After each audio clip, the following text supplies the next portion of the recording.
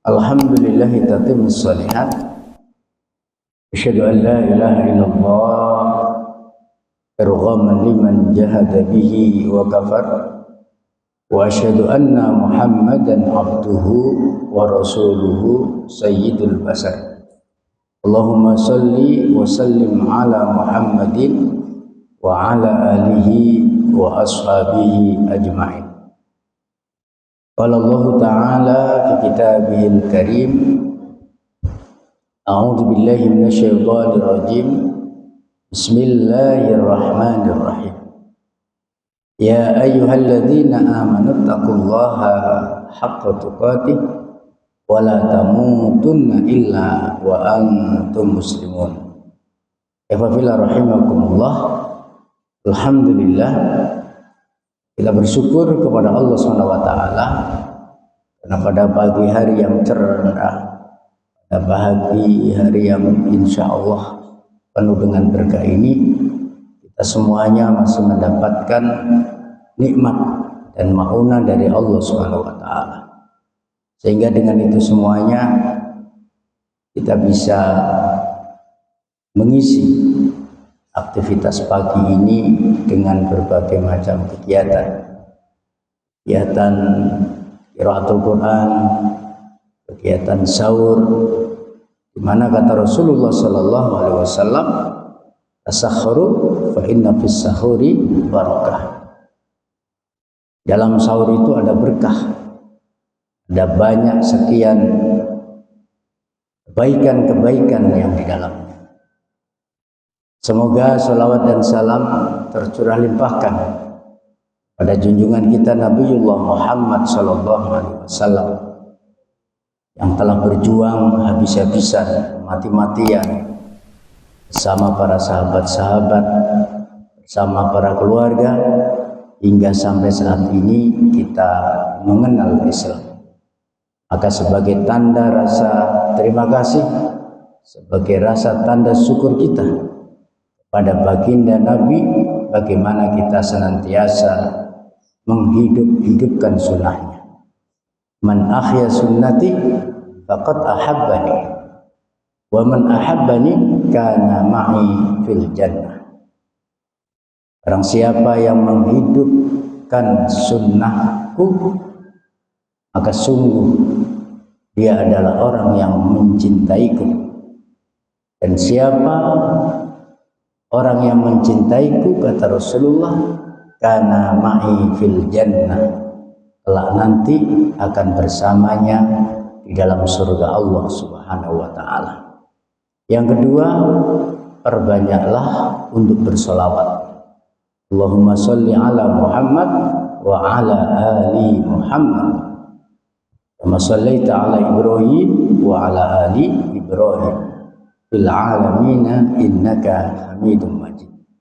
Maka dengan bersolawat itu mudah-mudahan kita semuanya kelak mendapatkan syafaat darinya.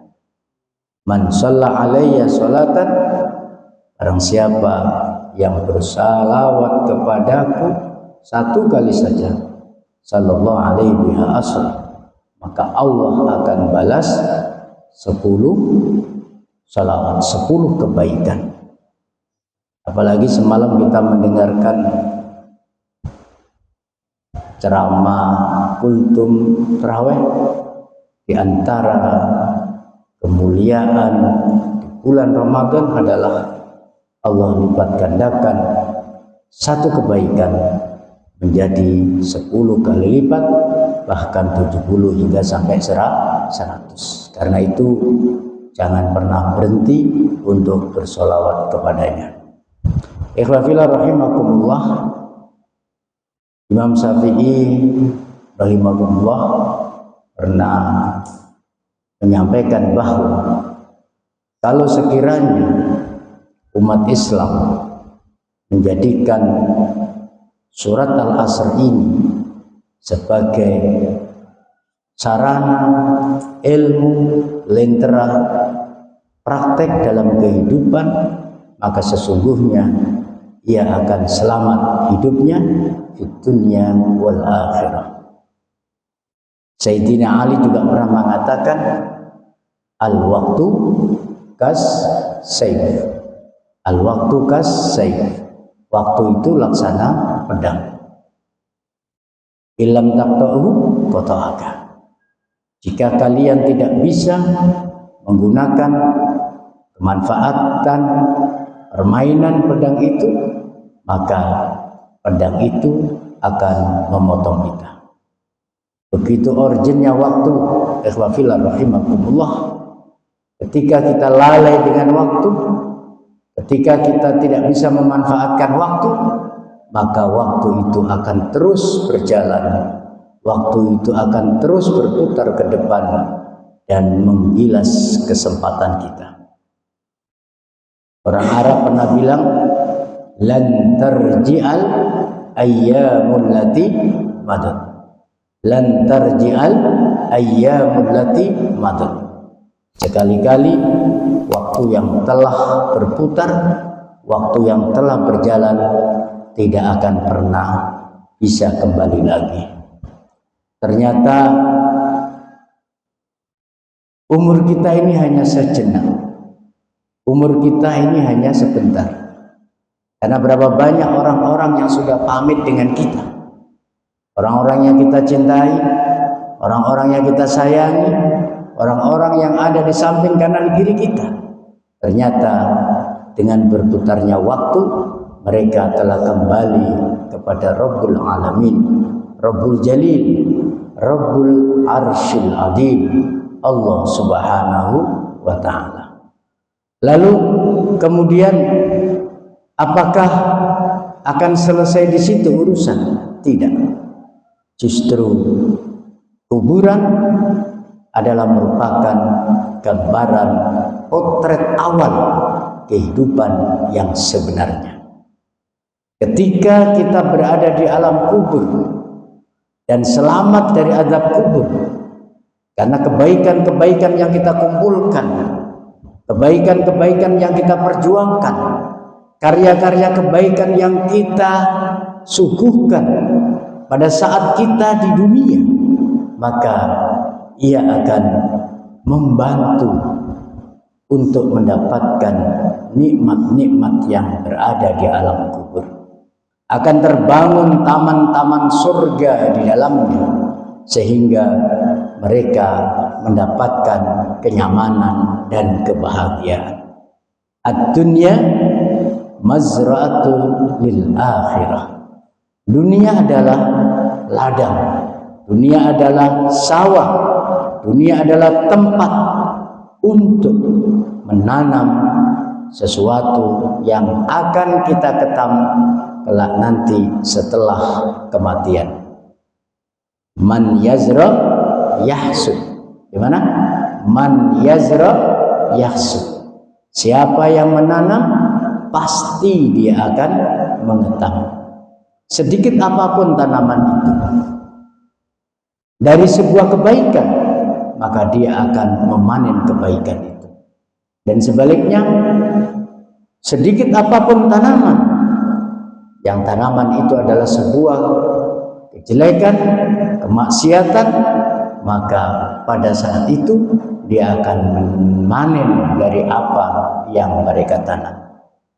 Faman ya'mal misqala dzarratin khairan yarah wa man ya'mal misqala dzarratin syarran yarah. Maka barang siapa yang telah berbuat kebaikan walaupun sebiji dzarrah, walaupun kecil dari atom, maka kebaikan itu akan diterima dan akan ditampakkan. Sebaliknya, wa may ya'mal misqala dzarratin syarran yarah. Dan barang siapa yang telah berbuat kejelekan, kemaksiatan, kedurhakaan, walaupun kecil, lebih kecil daripada pasir misalnya, maka Allah akan tampakkan, Allah akan tunjukkan semuanya itu dalam kehidupan kita. Karena itu ikhwafillah rahimakumullah, tidak ada waktu lain kecuali hari ini kita berjuang, kita berusaha untuk bagaimana mohon pertolongan kepada Allah supaya bisa mengisi relung waktu perjalanan hidup yang kita jalani saat ini. Untuk apa hari ini kita hidup? Apakah hidup kita hanya untuk makan? Ataukah makan untuk hidup? Maka jawaban orang-orang yang cerdas adalah, jawaban orang-orang yang merindukan Allah dan Rasulnya adalah bahwa makan hanya sekedar untuk hidup. Ketika jawaban itu muncul dari lesan-lesan orang-orang yang beriman, muncul dari hati orang-orang yang beriman, maka setelah dia hidup karena makan tadi, dia akan gunakan hidup ini semaksimal mungkin untuk beribadah, mengabdi kepada Allah Subhanahu wa ta'ala. Hidupnya hanya untuk Allah. Inna salati wa nusuki wa mahyaya wa mamati lillahi rabbil alamin. Sesungguhnya salatku, ibadahku, yaitu perbuatan-perbuatan yang lain yang tidak masuk dalam kategori mahdhah, sebagai seorang istri, sebagai seorang suami, sebagai seorang anak, sebagai seorang guru, sebagai seorang thalib, seorang pedagang, apapun yang mereka lakukan. Wa nusuki wa mahyaya, dan hidup yang kita masih rasakan, yang kita sudah tidak tahu sampai kapan akan berakhir hidup ini, tapi konsepnya yang jelas, hidup ini tidak pernah lama. Hidup ini hanyalah sesaat, seperti orang musafir yang berhenti untuk mampir minum. Itulah kehidupan. Wa mamati, dan kematian yang dihadapinya. Karena setiap kita pasti akan mengalami kematian. Kullu nafsin dha'iqatul maut. Sebagai seorang mukmin, sebagai orang yang diberi kecerdasan rasa, maka rasa yang kita miliki dan iman yang kita miliki akan kita jadikan dasar fondasi untuk bisa melahirkan kebaikan-kebaikan. Dan semua kita sadar, karena hidup ini tidak pernah lama, hidup ini hanya sejenak, maka kita akan berusaha untuk menjadikan dunia ini betul-betul mazra'ah. Apa mazra'ah? Apa artinya mazra'ah? Sawah ladang. Kita akan jadikan lapangan untuk berkarya. Kita akan jadikan tempat untuk berusaha. Kita akan jadikan kesempatan untuk mengumpulkan kebaikan-kebaikan sebanyak-banyaknya, agar supaya kita tidak menjadi orang yang menyesal. Sebagaimana Allah gambarkan dalam surat Al-Munafiqun, mereka berteriak, qala rabbi, ya Allah, laula akhartani ila ajalin qarib. Kalau sekiranya ajal ini, kalau sekiranya kesempatan ini, kalau sekiranya waktu hidup ini engkau undurkan sejenak saja, sebentar saja, apa kata mereka? Fa asaddaqu wa akum minas solihin. Maka aku akan bersedekah, aku akan berikan semua apa yang aku punya karenamu ya Allah.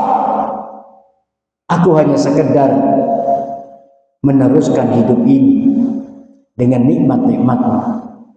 Wa akum minas solihin, dan aku akan berusaha menjadi orang saleh. Jangankan subuh 2 rakaat, 200 rakaat akan aku jalankan. Jangankan zakat 2,5%, 10% akan aku keluarkan. Jangankan puasa Ramadan 1 bulan, 1 tahun akan aku jalankan. Maka di saat kematian itu ada di depan, keinginan bagaimana untuk kita bisa berbuat baik, keinginan bagaimana kita bisa bertaubat, keinginan bagaimana kita bisa mengabdikan kepada agama Allah. Hidup ini hanya untuk Allah, itu amatlah besar. Ketika kematian sudah berada di hadapan kita. Contoh yang sering kita alami di saat kita sakit, apalagi sudah diinfus, diselang dan lain sebagainya, maka keinginan untuk bagaimana kita sehat dan melakukan kebaikan-kebaikan amatlah besar. Di saat kita melakukan perjalanan misalnya, berada di tengah samudra, diterjang gelombang, angin, badai yang akan membuat perahu yang kita tumpangi tenggelam, maka disitulah kesadaran itu muncul. Kesadaran itu muncul. Bagaimana kita melihat dunia yang tidak pernah ada artinya. Tapi begitu kuat pengaruh dunia sehingga kadangkala membuat kita lalai dari untuk berbakti dan mengabdi kepada Allah. Maka orang-orang yang beriman, orang-orang yang cerdas, mereka akan mengatakan hidup ini lillahi rabbil alamin. Hidup bukan hanya sekedar hidup. Hidup bukan hanya sekedar untuk makan, tapi bagaimana kita menjadikan hidup ini sebagai sarana mengabdi dan berbakti kepada Allah Subhanahu wa ta'ala. Karena kita sadar, kita yakin bahwa kita diciptakan di muka bumi ini baik dalam keadaan senang ataupun dalam keadaan susah, dalam keadaan berlebih ataupun dalam keadaan kurang, dalam keadaan sehat ataupun sakit, apapun kondisi dan keadaan kita, tidak ada lain kecuali kita diperintah oleh Allah SWT untuk berbakti dan mengabdi. Di saat kita berluang, di saat kita punya kemudahan, di saat kita berlimpah segala-galanya, maka kita mensyukurinya dengan kemudian meningkatkan kualitas pengabdian ini. Sebaliknya, di saat kita berada dalam kesusahan, di saat kita berada di dalam kekurangan, maka kita akan bersikap sabar karena semuanya ini adalah dari Allah Subhanahu wa ta'ala. Maka ketika syukur dan sabar menjadi satu, maka akan keluar kalimat inna lillahi wa inna ilaihi raji'un. Kalimat ini akan menyadarkan kepada kita dengan kelebihan dan kemewahan yang Allah telah berikan kepada kita, tidak akan membuat kita menjadi bongah, tidak akan kita menjadi sombong, tidak akan membuat kita menjadi congkak. Justru ini akan menjadi sikap awal untuk kita tawadu, untuk kita rendah hati dan memanfaatkan semuanya itu di jalan Allah Subhanahu wa ta'ala. Karena kesadaran muncul dalam setiap diri kita, itulah nikmat dan anugerah dari Allah Subhanahu wa ta'ala. Begitu pula di saat kita menghadapi kesulitan, menghadapi kesusahan, anak sakit, istri sakit, ekonomi rusak, dan lain sebagainya kesulitan yang kita hadapi, maka kita sadar bahwa ini adalah ujian dari Allah Subhanahu wa ta'ala. Bisa jadi di dalam itu ada keberkahan yang berlimpah, bisa jadi di situ ada kebaikan, bisa jadi di situ ada cinta, dan bisa jadi di situ ada maghfirah, ada ampunan dari Allah Subhanahu wa ta'ala. Hingga tampil dalam setiap kehidupan mereka rasa sabar menerima dengan apa yang telah menjadi keputusan Allah Subhanahu wa ta'ala. Karena itulah ikhwafillah rahimakumullah, ending dari semuanya itu adalah hadiah penghargaan yang Allah telah berikan kepada mereka. Pertama, Allah akan sejahterakan hidupnya. Sejahtera dalam pengertian yang seluas-luasnya adalah rasa tenang, rasa bahagia, rasa senang dalam setiap lini kehidupannya dengan berbagai corak macam yang berbeda.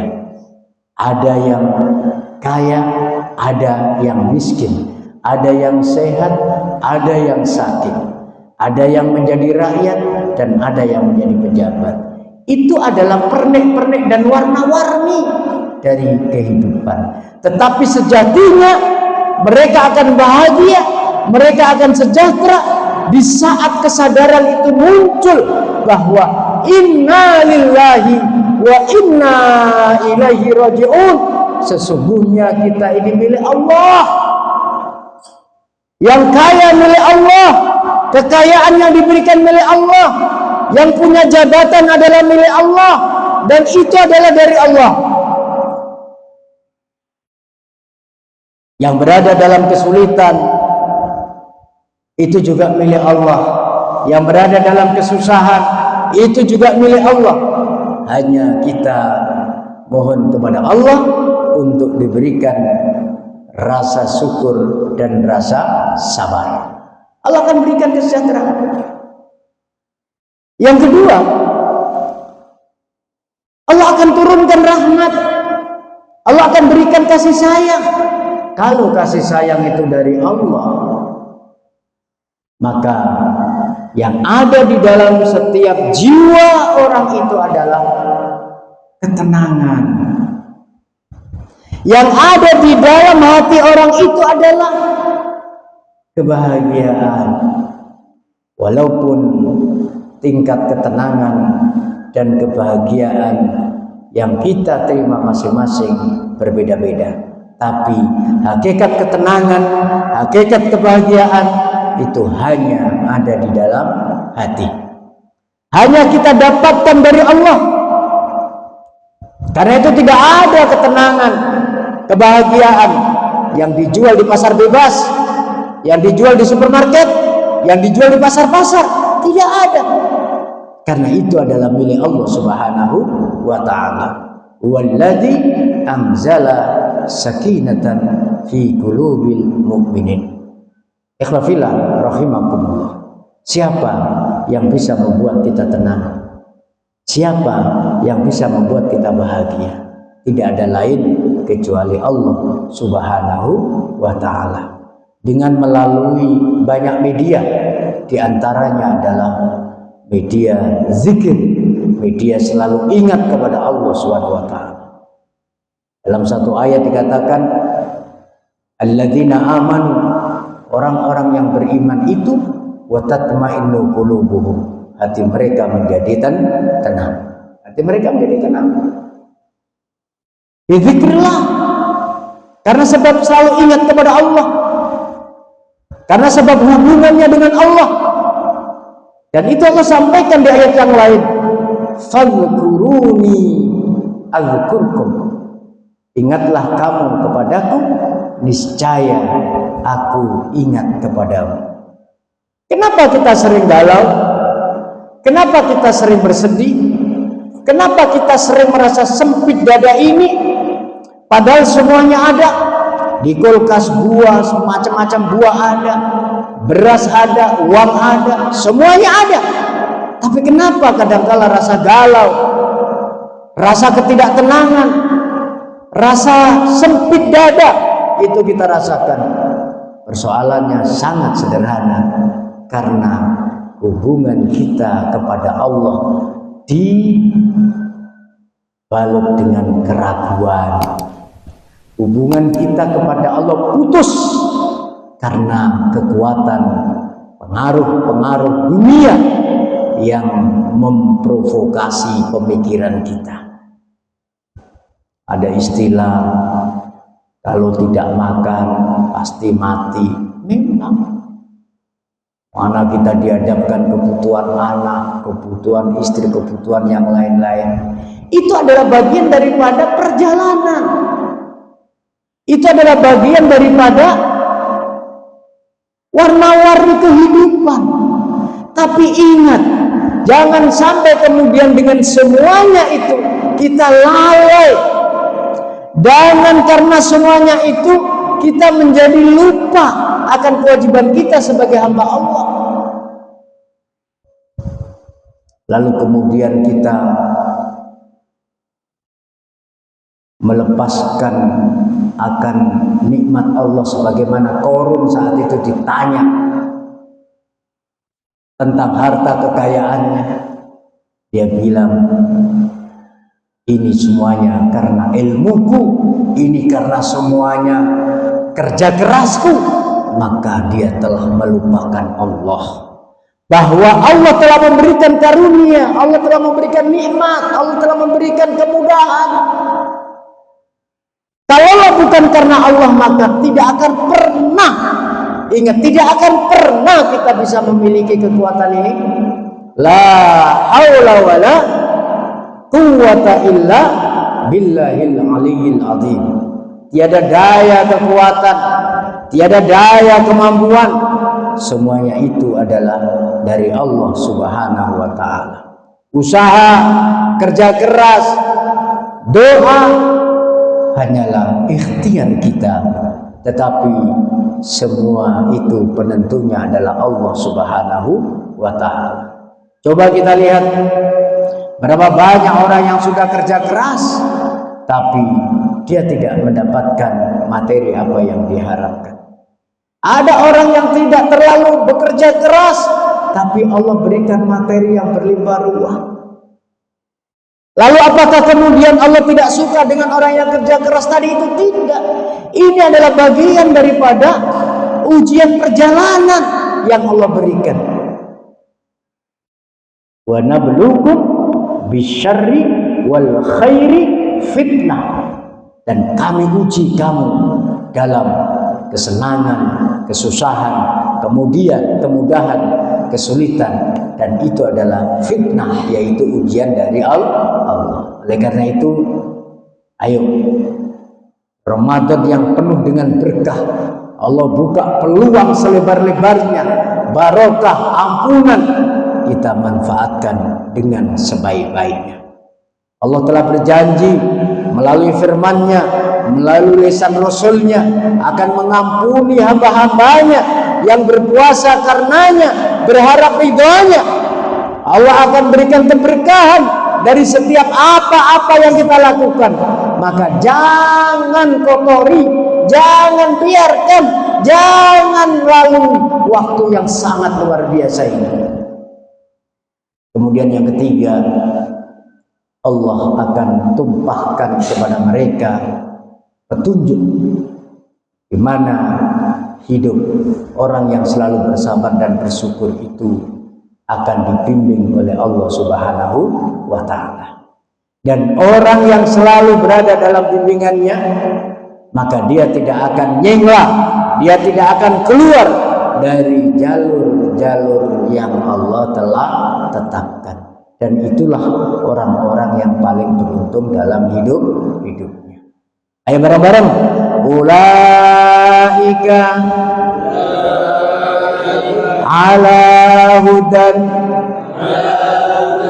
min rabbihim wa ulaika humul muflihun. Coba terjemahkan. Ulaika ala hudan min rabbihim wa ulaika hum al-muflihun. Jadi mereka akan masuk dalam makom al-muflihun, makomnya orang-orang yang beruntung dalam hidup. Keberuntungan dalam kehidupan itu hanya ditentukan sejauh mana dia berada dalam bimbingan Allah. Sehingga walaupun dalam kelihatan susah, dia tetap berada di jalan Allah. Ketika dia berada dalam jalan yang menyenangkan, membahagiakan, dia juga tidak keluar dari jalan Allah, dia tetap berada di jalan Allah. Hadza siratim mustaqimah, ini loh jalanku yang lurus. Fattabi'uhu, maka ikutlah kamu semua. Wala tattabi'us subula fatafarraqu bikum, dan kamu jangan ikut jalan-jalan selain jalanku. Maka jika kita mengikuti jalan selain jalan Allah, maka kita akan rusak, kita akan amburadul, dan kita tidak tahu arah kemana hidup ini. Naudzubillah, summa naudzubillah. Karena itu insya Allah kita lanjutkan bagaimana konsep yang kata Imam Syafi'i tadi dalam surat Al-Asr. Tapi yang jelas ketika kita bisa mensikapinya dengan syukur dan sabar dalam kehidupan ini, pastinya kita tidak akan lalai. Tapi setan itu kalau bahasa Jawanya untuk itu. Setan itu nyurnik. Setan itu berusaha untuk mempengaruhi manusia sehingga dia lupa kepada Allah Subhanahu wa ta'ala. Istahwadha alaihimus syaitan fa'ansahum zikrullah. Setan ingin menguasai manusia, targetnya adalah menjadikan lupa kepada Allah. Generasi milenial sekarang dihadapkan kepada ujian besar yang berupa HP yang di dalamnya berisi berbagai macam permainan dan lain sebagainya. Jika kita lalai, maka itulah yang akan membawa kehancuran hidup kita. Kita dihadapkan dengan problematika ekonomi. Kita berada dalam kesulitan ekonomi. Maka ketika hati kita tidak kita paskan, tidak kita yakinkan bahwa rezeki itu dari Allah, kita hanya sekedar usaha, maka di situ kita akan lalai dan kita akan lupa kepada Allah Subhanahu wa ta'ala. Dan ketika kita diberikan kemudahan menjadi seorang pejabat, menjadi seorang yang terkenal, menjadi seorang yang punya harta berlimpah ruah, ketika kita tidak sadar bahwa itu adalah nikmat Allah, karunia dari Allah, maka yang muncul adalah kalimat bahwa ini adalah ilmu, kecanggihan, dan usaha saya. Naudzubillah, summa naudzubillah. Semoga Allah Subhanahu wa ta'ala senantiasa membimbing kita semuanya untuk tetap berada di jalannya, dan semoga kita senantiasa bisa melawan godaan-godaan yang datang silih berganti. Mari kita isi Ramadan ini dengan sebanyak-banyaknya membaca Al-Quran, dengan sebanyak-banyaklah berzikir kepada Allah, dan dengan sebanyak-banyaklah beriktikaf di masjid. Insya Allah 3 hal tadi akan menghalau segala macam serangan-serangan setan. Wallahu a'lam bishawab. Subhanakallahumma wa bihamdika asyhadu an la ilaha illa anta astaghfiruka wa atubu ilaik. Walhamdulillahirabbil alamin. Assalamualaikum warahmatullahi wabarakatuh.